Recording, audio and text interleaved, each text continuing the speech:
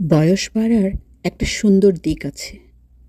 যদি আমরা চাই তাহলে এই সময়টাতে অন্যকে নয়, নিজেকেই একটু বেশি করে দেখতে শিখতে পারি।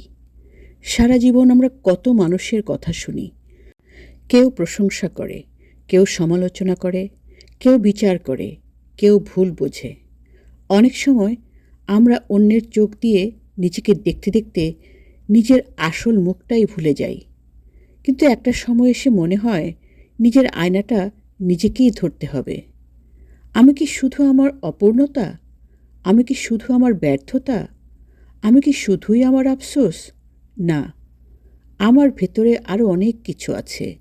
কৃতজ্ঞতা আছে, সততা আছে, সহ্য করার শক্তি আছে, ভালোবাসার ক্ষমতা আছে, আবার নতুন করে শুরু করার সাহস আছে।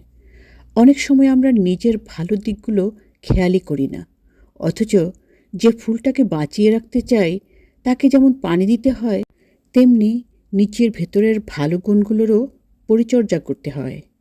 আমি কখনো খুব বেশি ট্রেন্ডের পিছনে ছুটিনি। অন্যের সঙ্গে নিজেকে তুলনা করার প্রতিযোগিতাও আমাকে টানেনি।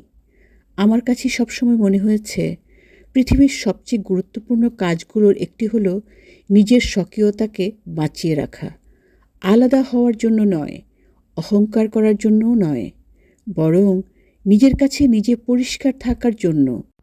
নিজের কাছে সৎ থাকা, কৃতজ্ঞ থাকা, সক্রিয় থাকা, শেখার জন্য খোলা থাকা এবং প্রতিদিন নিজের ভেতর একটু করে তাকানো।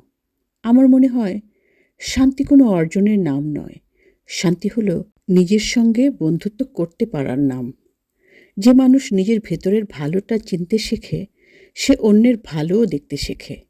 যে মানুষ নিজের ক্ষতকে স্বীকার করে, সে অন্যের কষ্টও বুঝতে শেখে। নিজের দিকে তাকান, নিজেকে চিনুন, নিজের ভালো দিকগুলোকে সম্মান করুন। আর যা সুন্দর, যা সৎ, যা মানবিক, সেগুলোকে যত্ন করে ধরে রাখুন। জীবনে আমরা কত কিছুই না জমাই। টাকা জমাই, বাড়ি বানাই, গাড়ি কিনি, সাফল্যের সিঁড়ি বেয়ে উপরে উঠি। মনে হয় এটাই হয়তো জীবনের সবচেয়ে বড় অর্জন। কিন্তু সময় বড় অদ্ভুত শিক্ষক। আমাদের জীবনের আসল ধন সম্পদ হলো কিছু ভালোবাসার মানুষ, যারা শেষ নিঃশ্বাস পর্যন্ত আমাদের নাম ধরে ডাকতে ভুলে না।